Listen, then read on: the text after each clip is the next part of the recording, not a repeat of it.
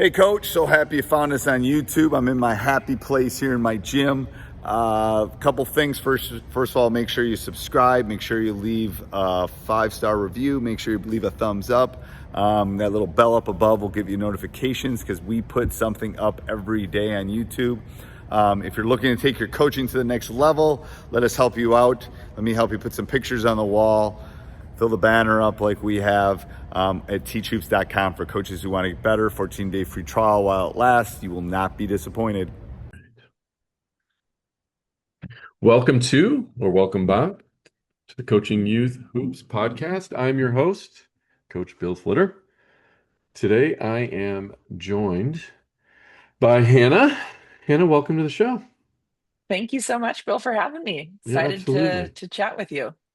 Yeah, and Hannah Howard is the CEO of Rematch, and they do AI highlight reels, and we're going to dig into that in a little bit. But before Hannah was ruling the world and being a top-notch CEO, she was on the sidelines and on the court. So we'll dig into hmm Hannah's basketball background, working at 4 or 5 colleges: TCU, Fresno State, hmm San Diego, UC San Diego, right? Yeah, UC San Yeah. Diego, Utah University State. of Portland. Yeah, Utah Yeah, State, forgot that one as well. So you have a yeah, long yeah. history of basketball that we definitely want to dig into. But I'm gonna hit you right away with a Okay, tough question. I ready think. for it. Maybe not. Ready. Okay. All right. All right. So you built the top defense at TCU. Mm, Okay. Now you're building yeah. this tool. Okay. hmm hmm What do you think the correlations are in running a company and being Ooh. a defensive-minded coach? Ah, Hmm. still, Yeah, yeah. That's a good question.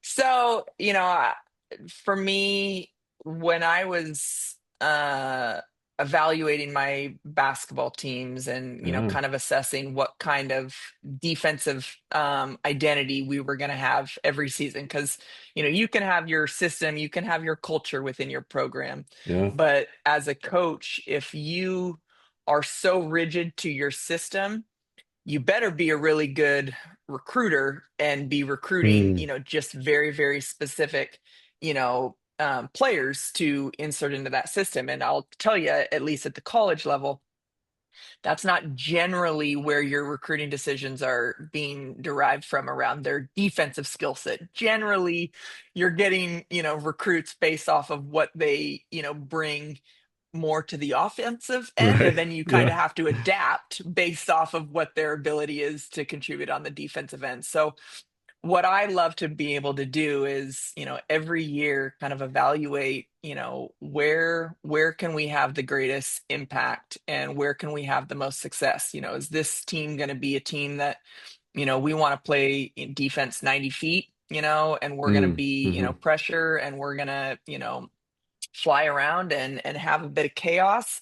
Or, is this the team that, man, we're going to have to sit down in a zone and we're going to have to pack it in at Mm, times and, whatever. So when I think about, that correlation between what I'm doing now with Rematch, and, we're launching this established platform that was founded in France and has had tremendous success over there, but now we're trying to insert it into the US sports market, which is very, very different than, hmm. the French sports market, especially when we're talking about the youth space. And what I'm loving is identifying, like, eh, where we bring value to the youth market right now, what Rematch is, where we are, who we are, where can we insert ourselves into a small little niche. I don't need to bring Rematch into, the US sports market or the sports tech market and try to be everything for everyone. No, it's going to be simple, and it's going to have value, and it's going to grow as its strengths and its values are identified, and users adopt it. Just as, a basketball coach, we did build a couple of really, really incredible defensive teams. And I can tell you, not one of those teams were ones that we said from the start of the season, like, this is going to be, our Mm, best defensive teams. It was because we developed it, and we started the season maybe doing one thing, and then we recognized like, man, we're actually a really good zone team this year. So let's lean into it and let's adapt and let's really cultivate that as an identity. So I just think it's really fun to be fluid in our leadership. I think there's nothing wrong with having, kind of fundamental and foundational elements to our philosophies, whether it's, a basketball system or it's, business leadership decisions. But we have to be fluid, if you want to be someone Mm, who's good growing and point. trying to get the most out of your potential. Like you've got to be, willing to be fluid in kind of the current of your roster or of the market, per se. So, speaking of defense, let's just take this and run with a little bit. You're talking to youth coaches right now. Hmm. If you were going to tell them to do one thing on repeat when it comes to defense, Hmm. what is Hmm. that one thing? You got one thing. Yeah, it's communication. I Okay. I think that any team that wants to have a defensive identity Hmm. has to be a team that others recognize as, well, that's the team that talks.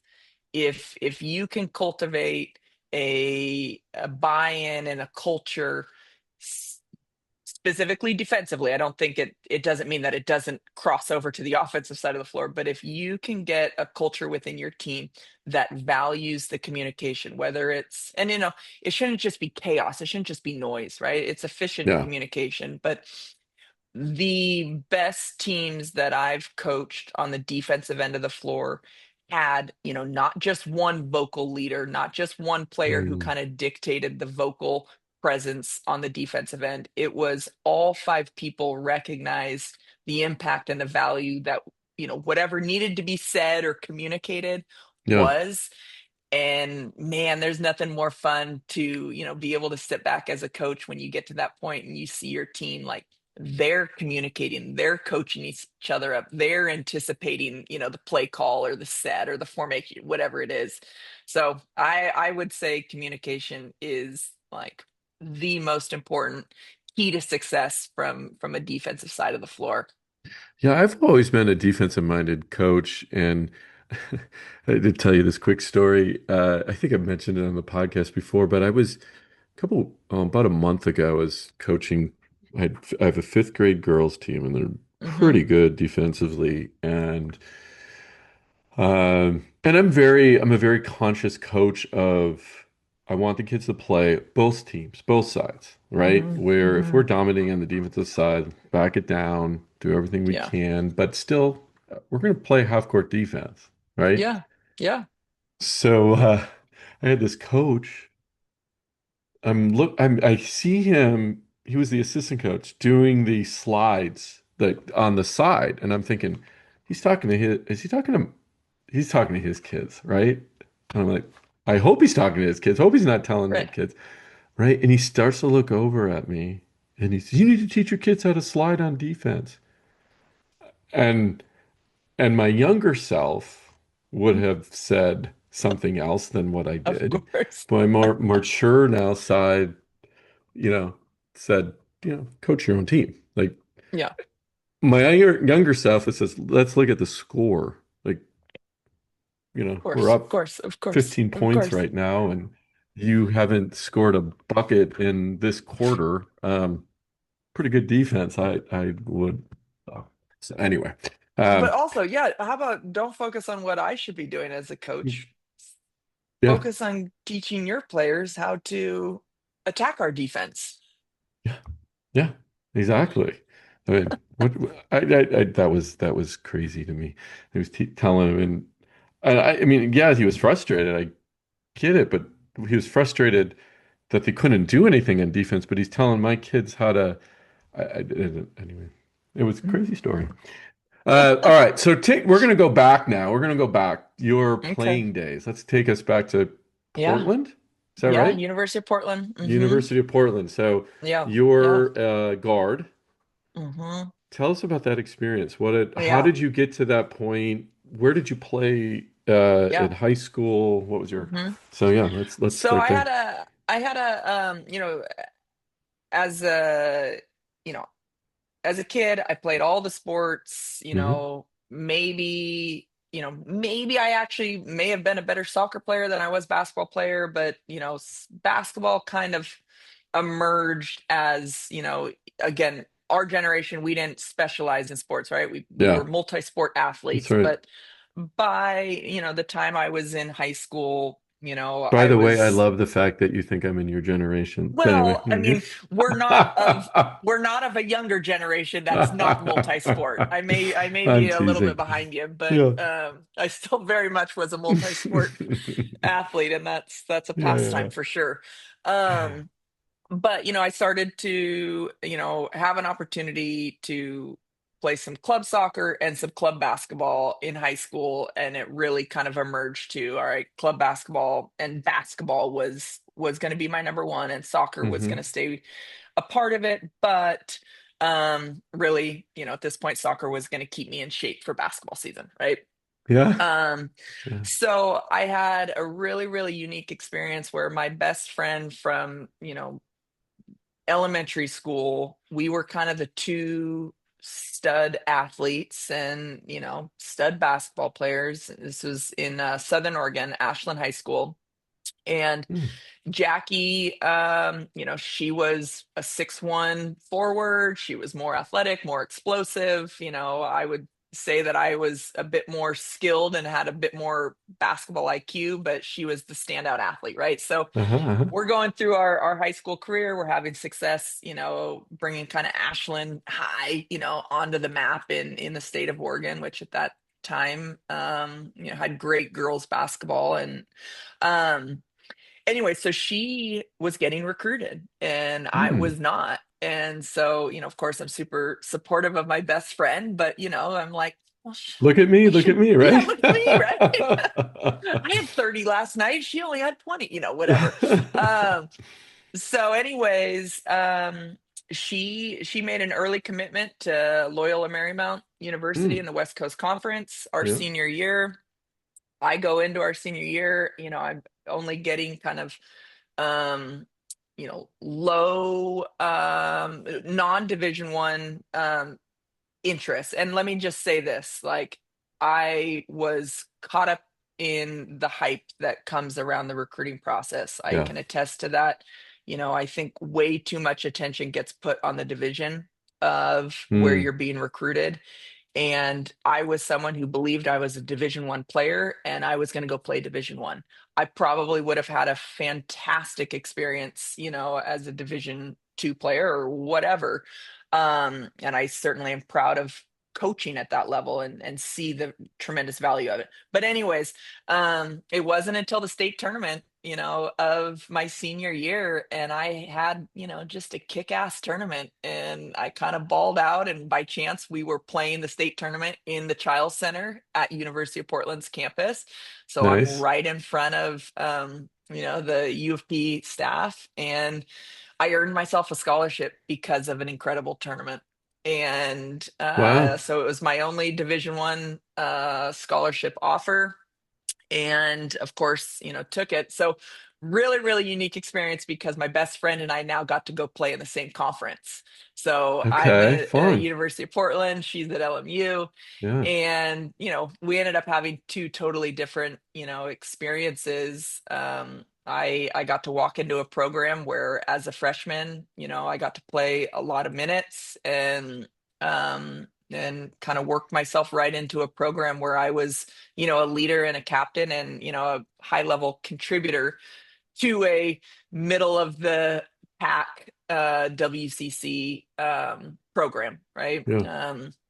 But uh always knew, Bill, that I wanted to coach. My dad tells the story when I was a little girl watching LA Raiders football games, and Marcus Allen, was the running back, and I would Yeah. watch games with him with, a yellow legal pad, and I would draw plays and say, Dad, why don't they do this?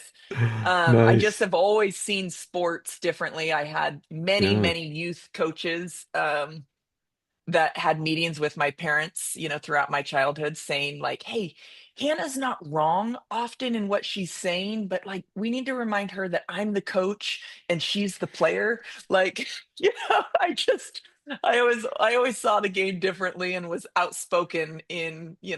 my analysis or evaluation of the game. Um, so when I was in college, I had a great coaching staff who really saw that, I wasn't the fastest, I wasn't maybe the most skilled. Um, but I saw the game in a way that was unique. The game, I've always Mm. kind of felt like the game's always been a little bit slower for me visually. Like Yeah. I just see things at It's a pace amazing. that I think allows me to be able to, you know, assess and react or anticipate.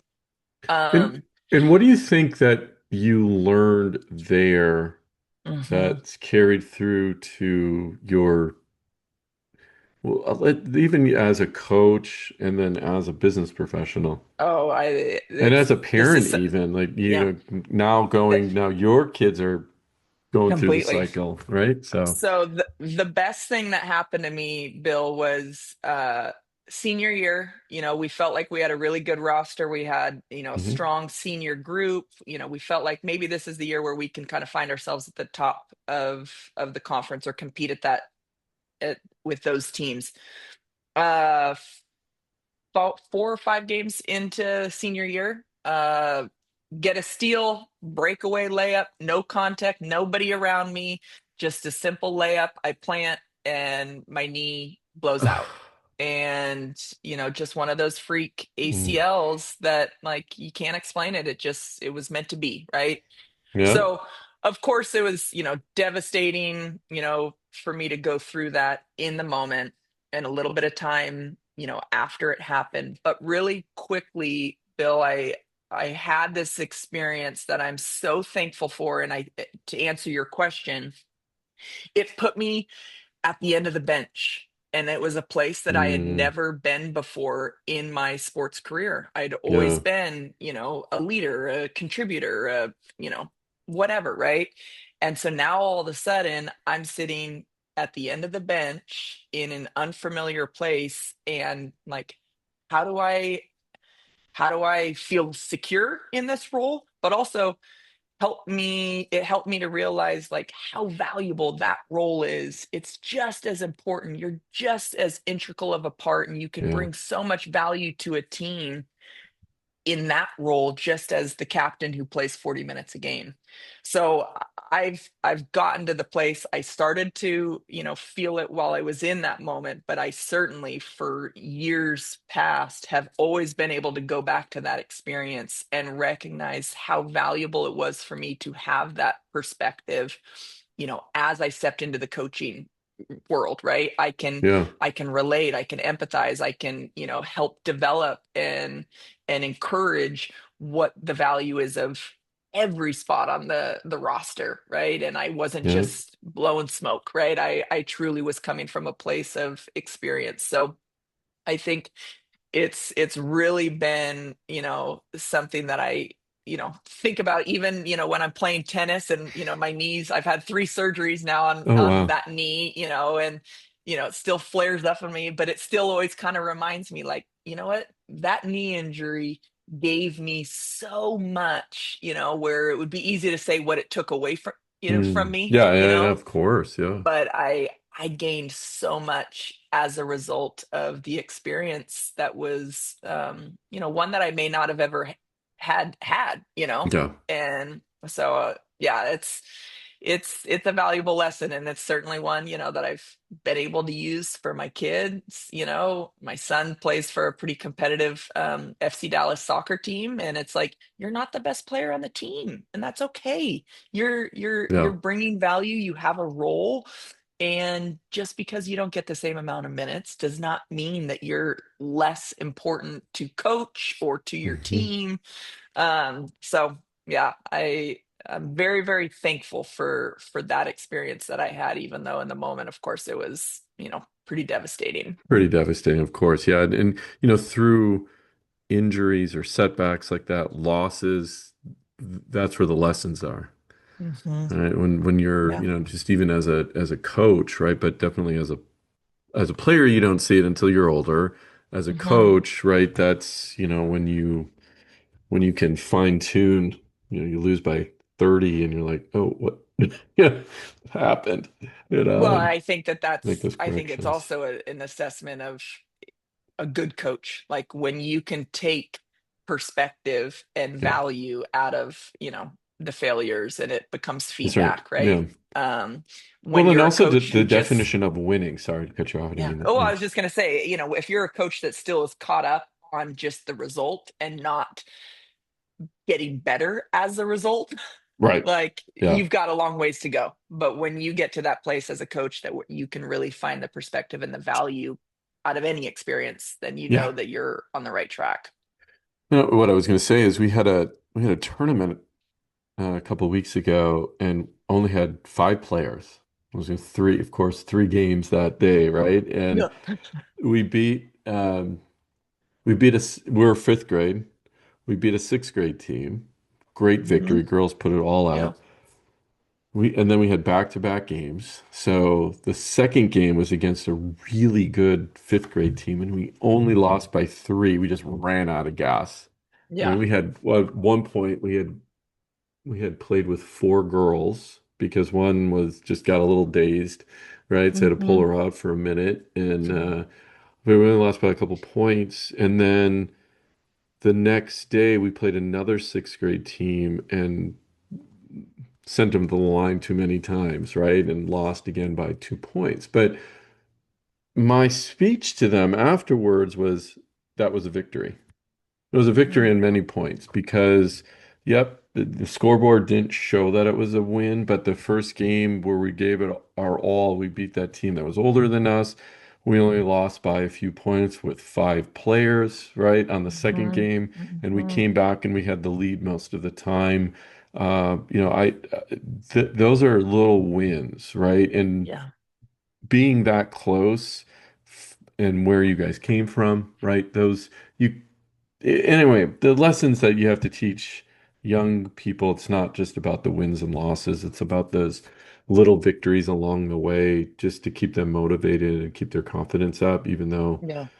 it doesn't show it in the scoreboard. I think it's important. I I think the concept around celebrating the small wins is not emphasized enough in sports, in just, society, in business. And Yeah, I've had to, remind myself in the role that I'm at now with Rematch is like, I mean, we're moving a million miles per second, right? And we're doing so many different things. And my responsibility in the role that I have is to make sure that I and my team is feeling the the success by celebrating the little wins, right? yeah, It's really, really easy to just be focused on, the big wins that are out there, and we're going to get them. We're going to collect those wins.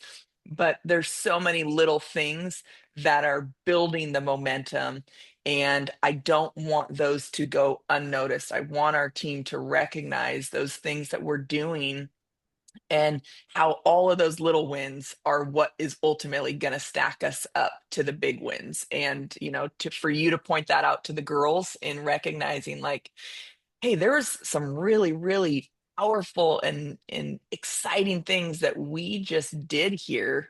yeah, And those are going, if we are consistent with those, if we want to, make those things our identity and what we're going to grow on as a team, the big wins are going to take care of themselves, right? So yeah, I love that you're already absolutely. reinforcing that with, your 5th grade girls, because that's huge.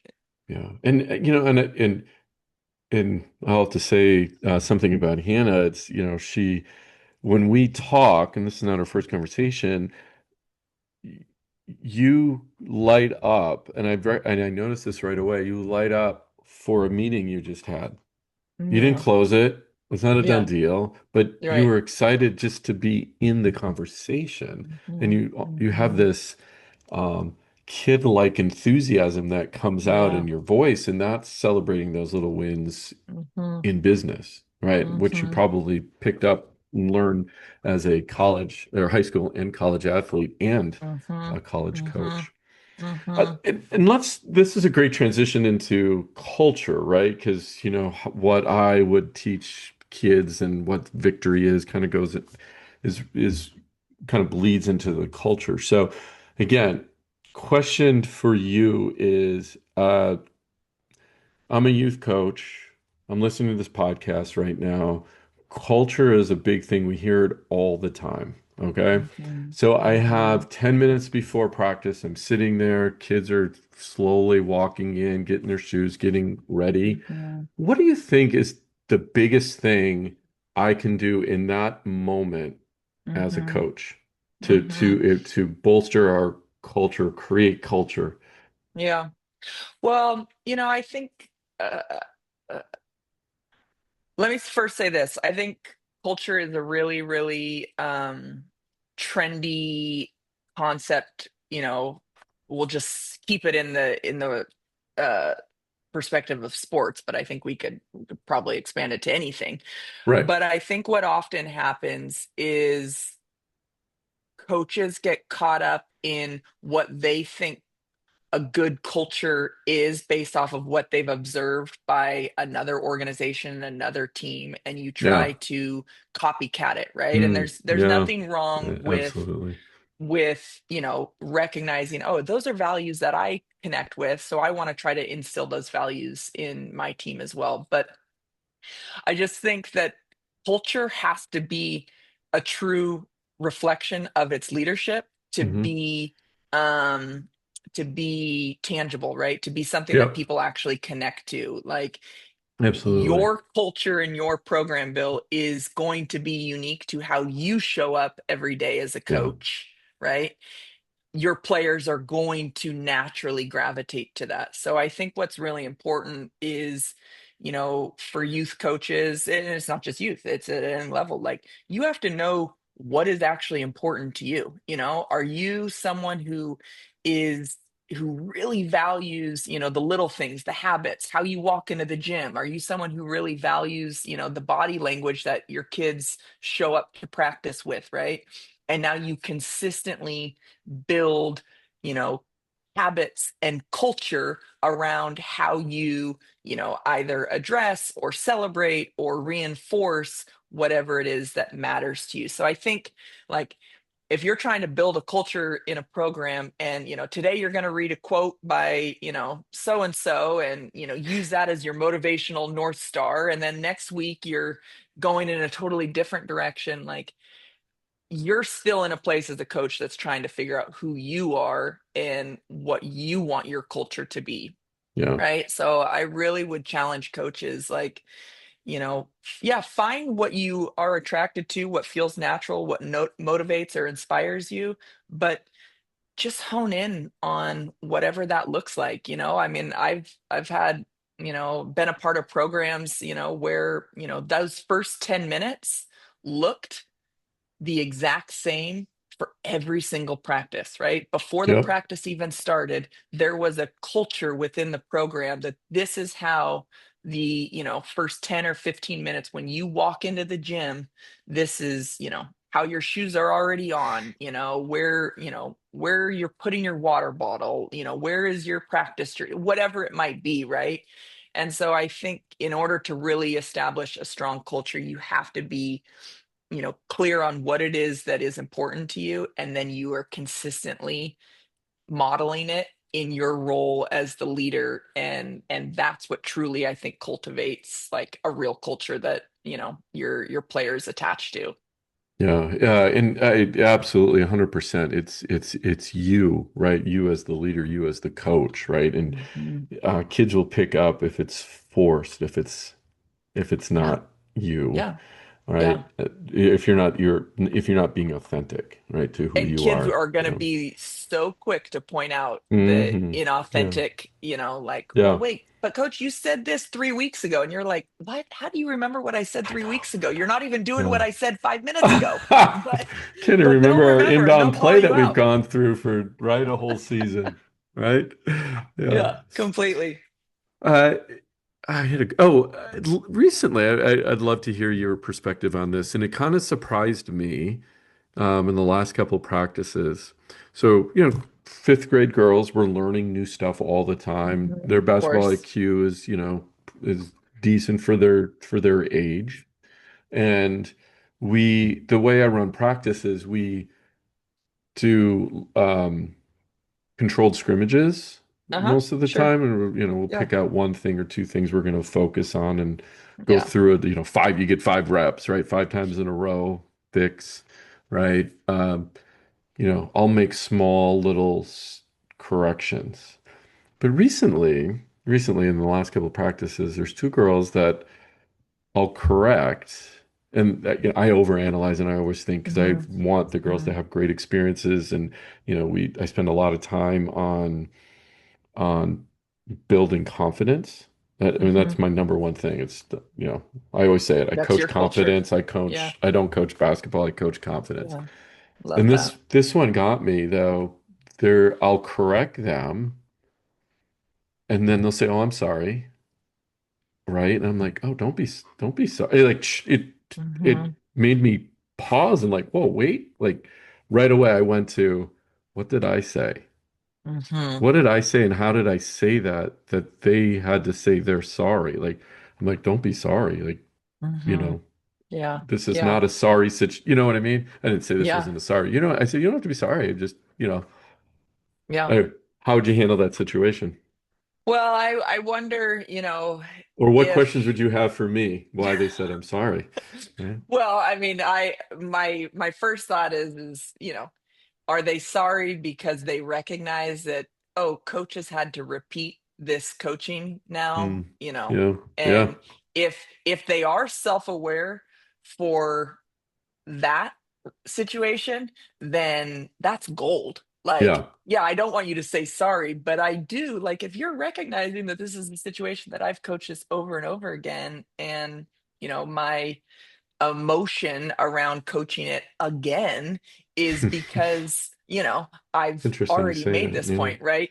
But without knowing the context of exactly what you were saying, but yeah, I agree. I think especially when you're talking about um female athletes, and I love that you say that you're really more focused about coaching confidence than yeah, basketball is you know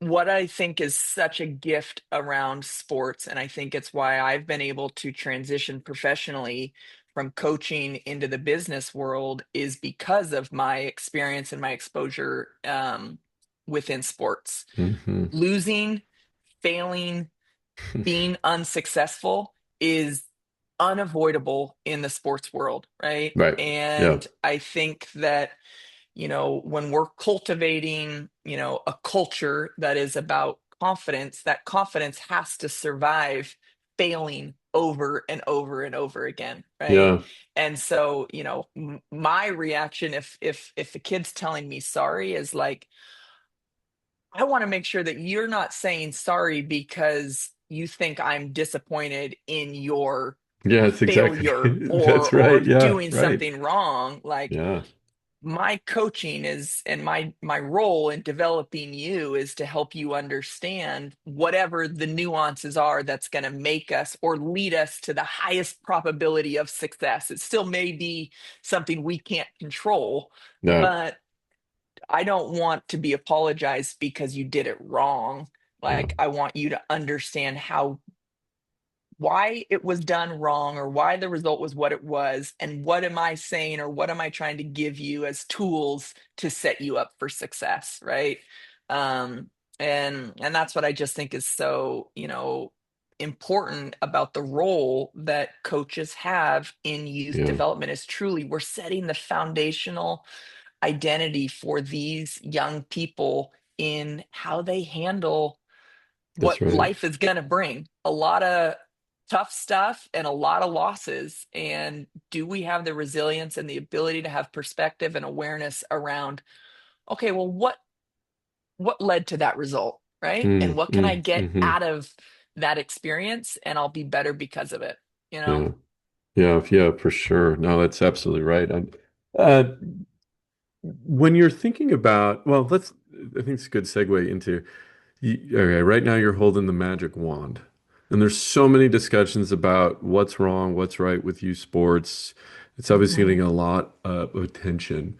And since you come from the Hmm. basketball world and we're talking to basketball Hmm. coaches, Hmm. wave your magic wand across what's going on in youth basketball and you can change three things. What were those Ooh, three things you would change or improve or yeah, and I'll give you one you can keep. yeah, So yeah, three yeah, changes, one keep. yeah. Three Well, enhancements. Maybe not just changes, but let's talk, yeah, like maybe could be better. I think um the first thing that jumps to mind for me is the amount of play versus development. Okay. When Yeah. I was, coaching college basketball and we would be, on the recruiting trail, and let's just talk about the month of July during the evaluation period. These kids are playing, 60 games Yeah. in, a couple of weeks, right? Yep. And I think what that I don't think that model is healthy for a lot of reasons: physical Mm. health, mental health, Mm. financial health, right? Yeah. um but what I think that kind of leads into, and I don't know if I'm going to hit as like three prongs, but I think Yeah. what it leads me to, where I think we need to do a better job in youth sports, is the development, not only around just the skill development that comes through practice, but the development of self-evaluation after competition. When Mm. we play so many games, we don't give ourselves the space to be able to actually reflect and self-evaluate. I think coaches get caught up in that. I think players get caught up in that. I think parents get caught up in it. And there's probably other stakeholders in youth sports that get caught up in it. And again, I'm someone who's a big believer, in a growth mindset, and that Hmm. we're on this constant journey of, rediscovering a better version of ourselves, and that comes through, experiences and evaluating those experiences. And you know what I think is so valuable, if we can do it in youth sports, is can we teach these kids, and can we model it as leaders, to self-reflect, and let's actually think about, what happened during the course of that game, or maybe let's not even talk about the game. Let's talk about, how did we come into that game? How did we show up into the gym? Mm. Were we late to arrive? Did we have Yeah. half our team coming in with the wrong jersey? Like, I think allowing us more time and space in youth sports to actually self-evaluate and evaluate the process is gonna just make us so much more present in the moment. And we Yeah. all know that it's so easy to get distracted and caught up, in things that aren't within our control, right? Yeah. And I think that becomes that cycle of, not achieving the best version of ourselves, or not putting our best, product on the floor. So there's just something around the I don't know. I won't say the schedule, because that doesn't quite feel like the right word, but I just think we've got to create more time and space for self-reflection. And I'll tell you, one of the things, if not maybe the biggest things that prevent us from doing that, Bill, is these things, Mm. Yeah. Yeah. is Yeah. For we sure. all finish, whatever it is, and then we, pick up our phone and we get lost into social media, right? Or Yeah. something, right? I mean, we instituted a rule, when I was coaching at college, where our players would have to turn their phones in. This may not be applicable to your fifth grade girls, but maybe for some of, high school coaches listening, they turn their phones in, when they get to the arena 90 minutes before, and they wouldn't get their phones back until we were on the bus, and we, were Hmm. leaving, or we had finished our, home game, whatever. But the whole premise around it was, can we just hone in and just be focused? Can we Yeah. eliminate Be distractions? where your feet are at, right? Exactly, Yeah. Yeah. exactly. And we got a lot of feedback from girls. It's hard often for freshmen when they'd be like, wait, what? My mom wants me to text her after the game, or well, Right. my music, whatever it might be. But what we did see is that kids started to do a much better job in their reflection, and Yeah. and being present and being where their feet are. And I think that that's something that is an impossible task, but if we as leaders and coaches can do what we can do in this space to try to model and teach the youth the value of that, I think we're doing, a massive service to them that will benefit them, far beyond the Yeah. court. You're going to be a human longer than you're going to be a player, right? Yeah. Yeah. So, Yeah. yeah, yeah. I've known some coaches that they hand out journals to their high Hmm. school players, and so Hmm. before and after a game, or Hmm. yeah, before the game, they can journal. After the game, they give it to them for that self-reflection, and the Hmm. coach just collects them, holds on to them, right, and then gives it back to them. So Yeah. they can process a little bit of that information Yeah. that just happened. So Yeah. they they swear by it, right? That it's helped Yeah. them. Yeah. Well, and I Yeah. think again, that's a perfect example, Bill, of if that's something that a coach consistently values, right? They're Yeah, establishing that that's into the right. culture of their program, right? If you're a Yeah. coach that, hey, well, let me give you a journal, you write something, you give it to me. I don't really do much with it. I don't give you feedback. I don't internalize, Yeah. but I think it's a powerful tool, again, if it's something that you're consistent and you model. Well, and you mentioned we should be spending more time in development than we are games, Mhm. which Yeah. totally Yeah. agree. Yeah. So help me and help our coaches who are listening. You have 60 minutes, Mm. okay? Yeah. Break that up for me. What does a 60-minute Yeah. practice look like?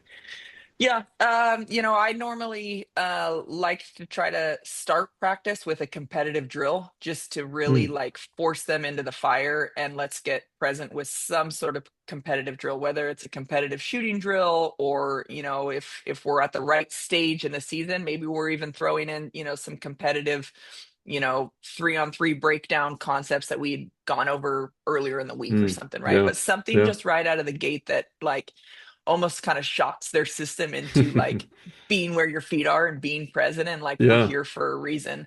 But then, what we would normally do is kind of do something that activates that competitive flow and intensity, and then we would go into probably of a 60-minute practice plan. I would say we'd probably prioritize a good 25 minutes of skill development. um, and and I think it's so easy when you're crunched for time to think like, well, man, if I can only get 10 minutes of ball handling, are they really going to get anything out of that? I know I'll get way more out of our defensive rotation if I throw them into 5-on-5 and we start working on our ball screen defense, right? It's easy to Right, get caught right, up right. in that. But Yeah. when you think about the compound effect of like, hey, 10 minutes today and 10 minutes tomorrow and 10, Hmm. um it's I think it's really easy for coaches to push aside just the fundamental, individual skill development. um but it is so important. It's so important, and I think that that's where you can, if you can construct your skill development, your breakdown fundamental work in a way that's still reinforcing kind of bigger concepts, right? Yeah, And that's right. Yeah. whether that's, rotational stuff, whether that's, you know I don't know. We know that we're going to be facing a 2-3 zone, and we're going to have to get really good at our passing to the high post. Like, and now we're doing a passing, skill development thing that we can structure in a way that lends itself to what we're going to be focusing on in the bigger picture. I think that's really, really good practice planning when you can create individual skill work that is very much applicable, and create the connect the dots to what you have maybe coming in later in practice. Um, but then, similar to what you alluded to earlier with kind of your philosophy around, scrimmaging, I think what we had the benefit of when I was coaching is I was the defensive coordinator for, our head coach, Reagan, who, we worked together for 12 years. Mm. So we had the ability where we could do offense and defensive work at the same time because she would focus on the offense, right? And I could Right. focus on Yeah. the defense, right? And I'm a big, big believer. I don't believe in controlled scrimmage in the sense that it's, you know, just up and down the floor. But I love what you described. It's like, okay, purple, you've got, the next 10 possessions, you're on offense, and white, the next 10 possessions, you're on defense. And, we're going to stop it maybe, each possession and coach some things up. But sometimes it's just going to be like, all right, next possession, let's go, right? So Yeah. I love being able to create a practice plan, if you have the ability as a coach to where you can be simultaneously working on both the offensive and the defensive strategy or game plan. And then I think a real key component for good coaches is find adversity and then lean into it. Like when Mm. there's adversity happening in practice, whether it's they're struggling with a drill, forget the rest of the practice plan.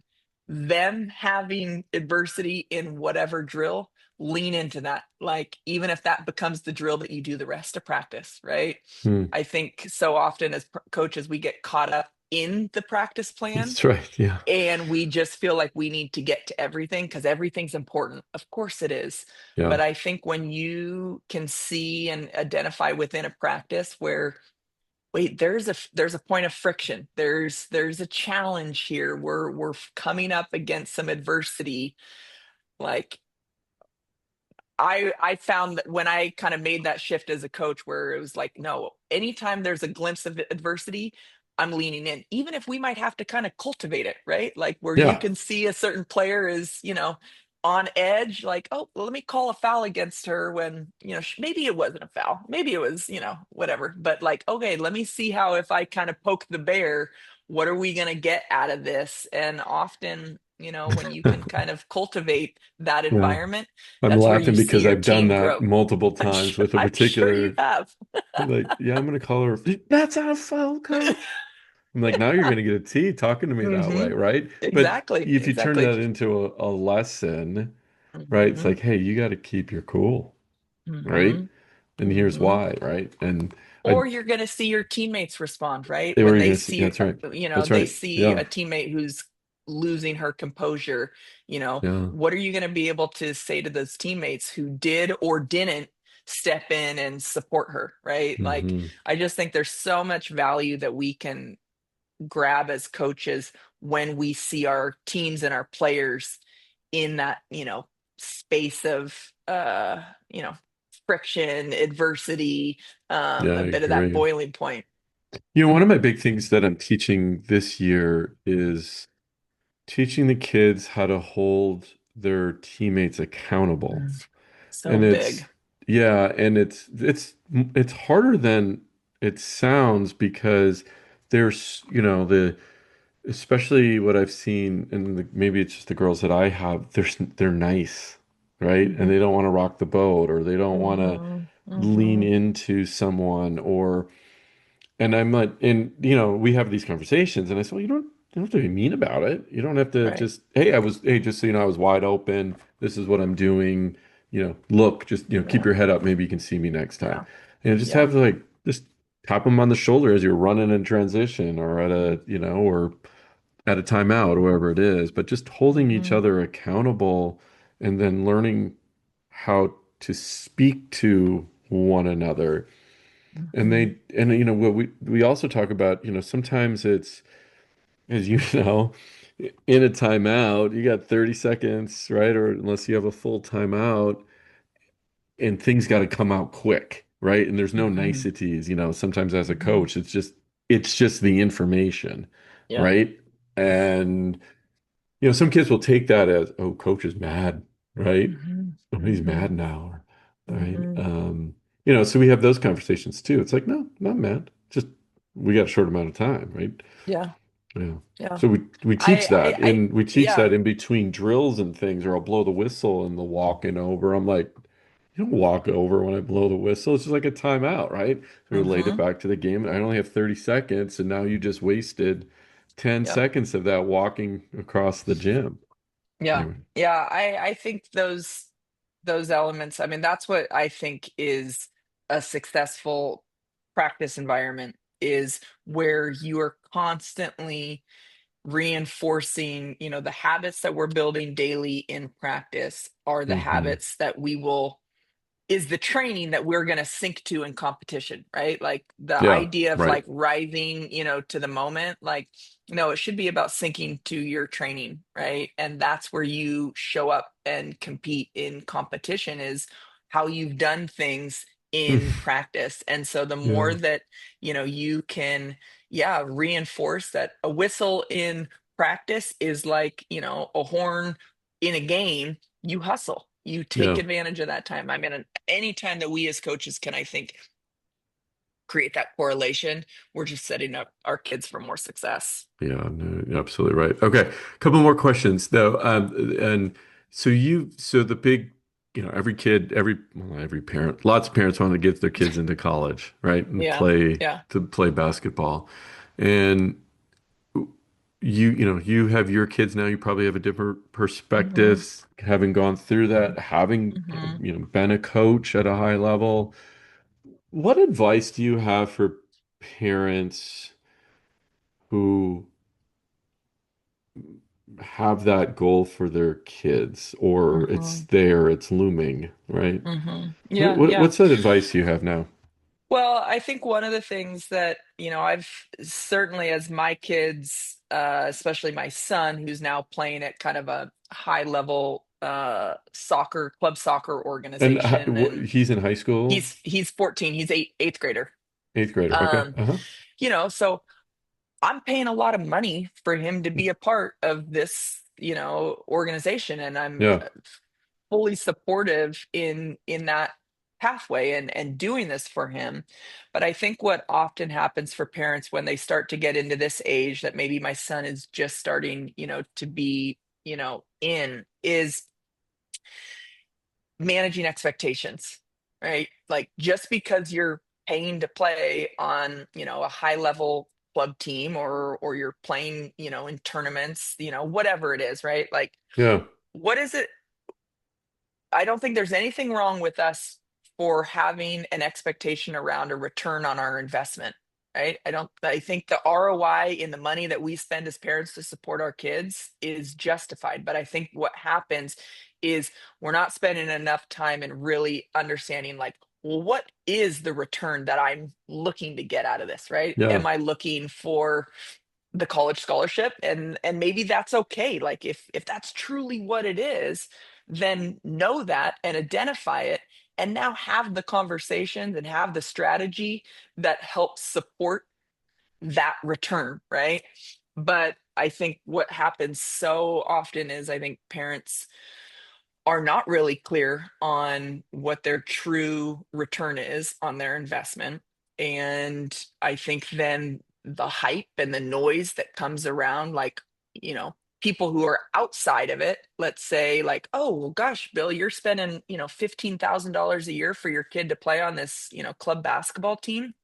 Like, well, surely they're going to get a scholarship. Mhm. And then you're like, well, yeah, you're right. I should be getting a scholarship for my kid, right? I just And paid for one, right? yeah, The equivalent of exactly. one. I Yeah. could have just, yeah, I could have just Yeah. saved that. And, but I think where parents get caught up in this whole process is the noise around the experience, the noise around the journey.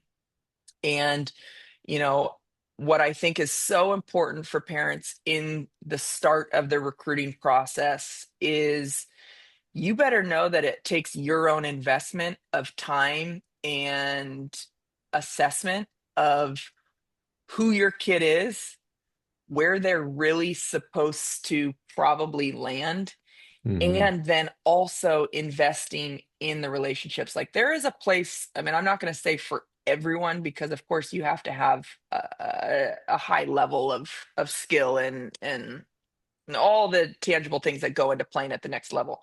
But like I said, because I was guilty of it, I was caught up in the Division 1 or nothing, right? Nothing else was Right. good enough for me. And my parents didn't know, they didn't have any perspective. That was just the mindset that I had.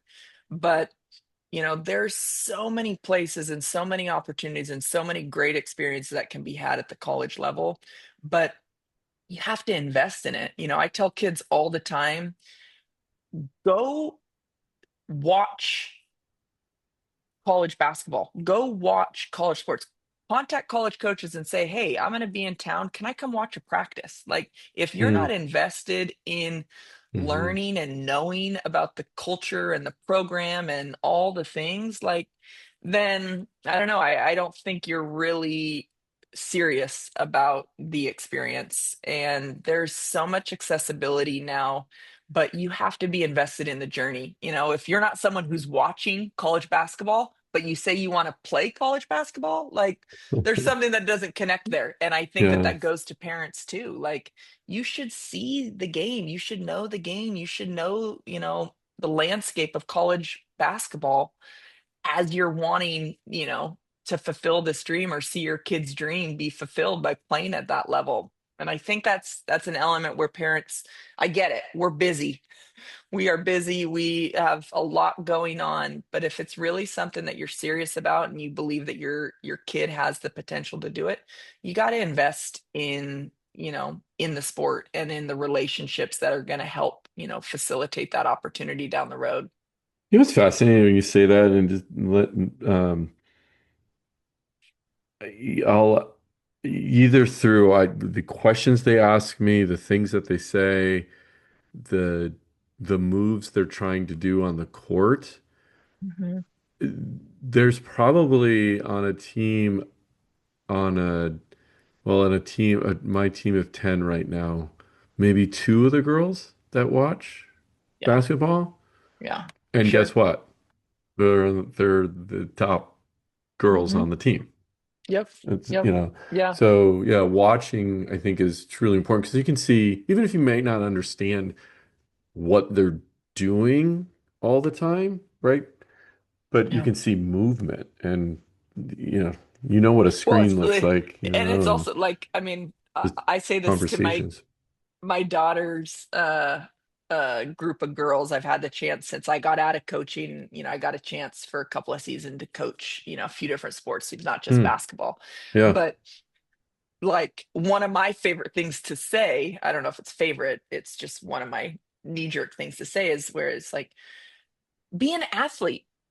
Show me what you think being an athlete should look like in Hmm. this moment, right? Yeah. Yeah. And I think that's a real telling assessment when if a kid says, okay, coach, and then it's like, we're like, oh no, that's not really being athletic, right? So I think being at games and being exposed to sports, like it just, you're absorbing it through osmosis of just like, this is athleticism. This is what explosive looks like. Even if I don't know Hmm. how to define that action as an Good point. explosive Yeah. move, I just saw it. Right. And that's going to translate. And I think that, those two girls that you have on your team, they may have a true higher basketball IQ. They may actually understand the game, more than their peers, but they also just probably understand what their athleticism is on a much deeper level than probably their peers. They Yeah. probably know what their body and what their mind and their body are trying to do in conjunction with each other when they're out on the court. And I think that happens as a result of being exposed to sports. Yeah, no, yeah, and I think as coaches, a lot of times we overcomplicate things, and I can't tell you how many, my I just, again, I'm not saying that I'm perfect because I'm definitely not, but my speeches, it's like first day of practice is my favorite Vince Lombardi, this is a football. I'm like, this is a Mm-hmm. basketball, right? Mm-hmm. And I always Yeah. say little ball, big hoop. That's where it goes. You know how to play. Just get it there, right? And we want it, and then we want to do that and as efficiently as possible. What is what is the efficient, what does it being efficient mean, right? Less Mhm. dribbles, right? Working together, passing, right? And movement, creating space, right? So I just kind of just like, and it's just like doesn't the plays that we run or the things that we do, it's only to signal so you know what your other four teammates should be doing on the court and where they're going to be to create the space that we need, right? Yep. So, We used to say all the time, Bill, like yeah. the coaching, the game plan, the offense, the defense, whatever, like that's the Hmm. blueprint. Like that's our job as coaches to, present the blueprint. But it's y'all's job to go decorate the house. You're the ones that Yeah. make it a home, and that's where That's a your good point. athleticism Yeah. and your instincts and your teamwork, right? That's what Yeah. all contributes to the actual home. Yeah. Let's change subjects here real quick. Let's talk about rematch a little bit. Because I think it's really relevant for our audience. And what's the problem rematch is trying to solve for Yeah. coaches and players? Yeah.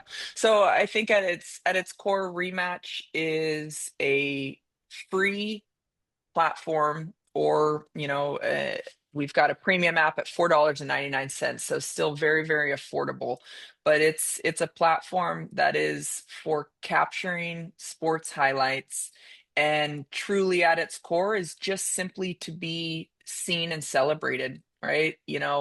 There's a lot of things that Rematch is going to do to serve its users in those moments, but what's the motivation of capturing those moments? Is it simply just to cherish the memories and to document our kids' sports journey, through their career?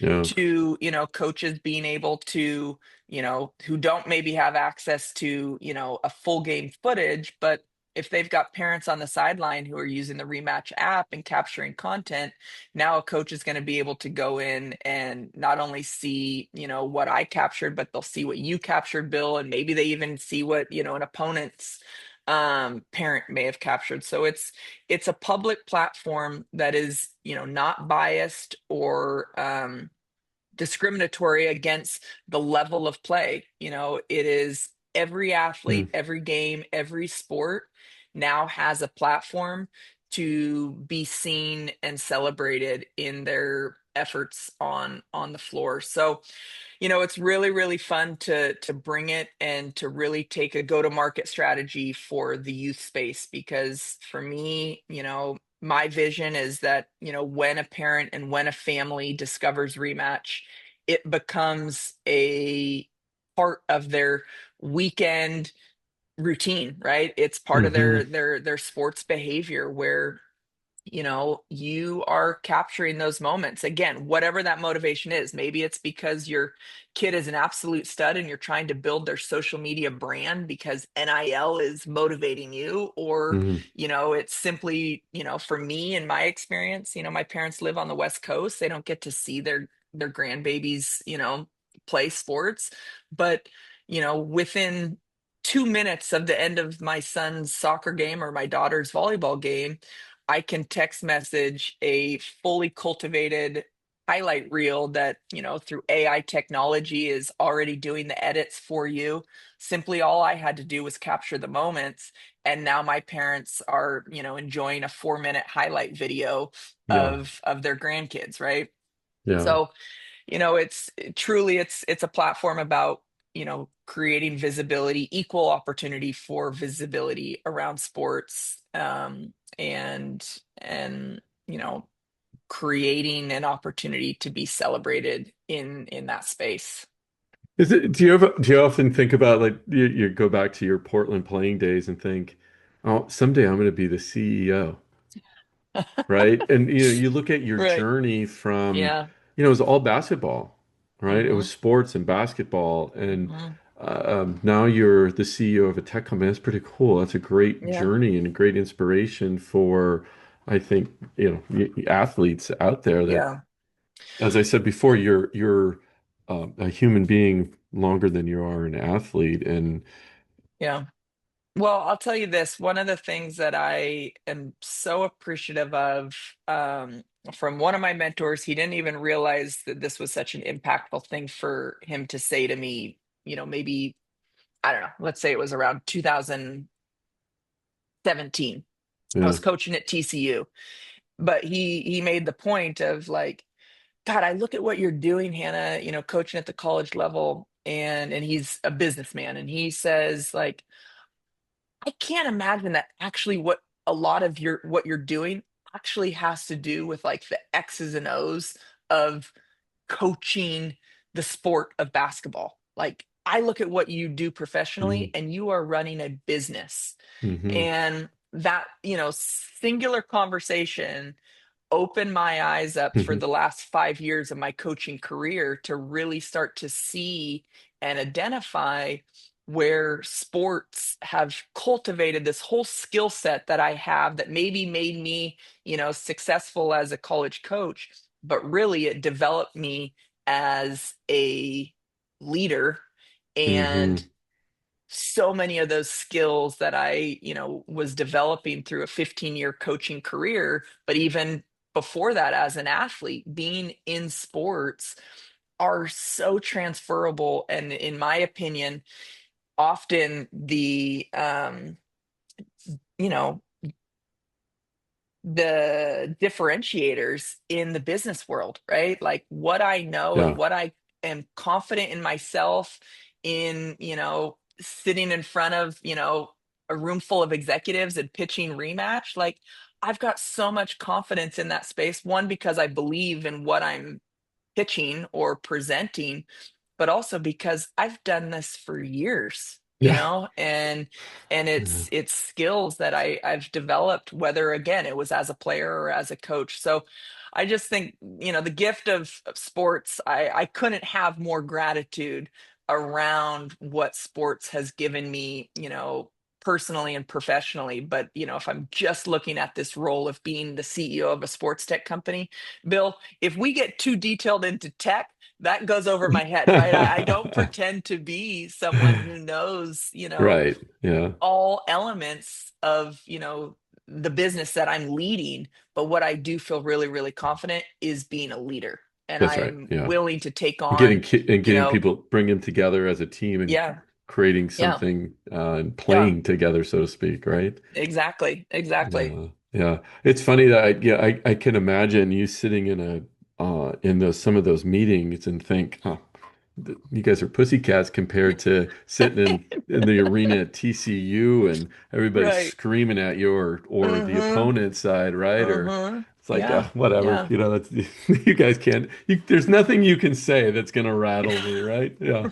As much Right. as, a stadium full of 40,000 fans or whatever it is, Well, and I think again, it kind of goes back to what we were talking about earlier about like, you know, I have I'm realistic in like, although I think I have a great, conversion rate, if I get a chance to tell you about Rematch, I feel really, really confident that you're going to connect to the value, whatever. But I also understand like I'm not going to win at everything, right? And Okay. even in, in a moment where it doesn't lead to a deal or a partnership or whatever, like I promise you, every time I step into the arena, I'm gonna get better as a result of it, right? Yeah, that's And right. that's Yeah, my mindset in the role that I'm at is like anything that I'm doing, like I'm not gonna take for granted the value in this journey. Like I consider myself a very much a visionary leader.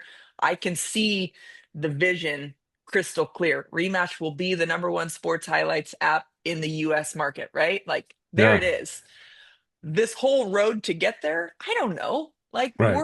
we're figuring it out, but I'm so confident and I'm so motivated by that. Now that's my job as a leader is like to cultivate that vision with my team and ultimately with the partnerships that we create and ultimately the users of our platform is that it truly is the valuable product that I believe and community that I believe Rematch is and will continue to cultivate. That's awesome. Well, Anna, how can people or where can they find you? Yeah, yeah, Learn more about definitely. Rematch and you and Yeah. you. So, First of all, the Rematch app is available on iOS and Google Play Store. So search Rematch Sports Highlights.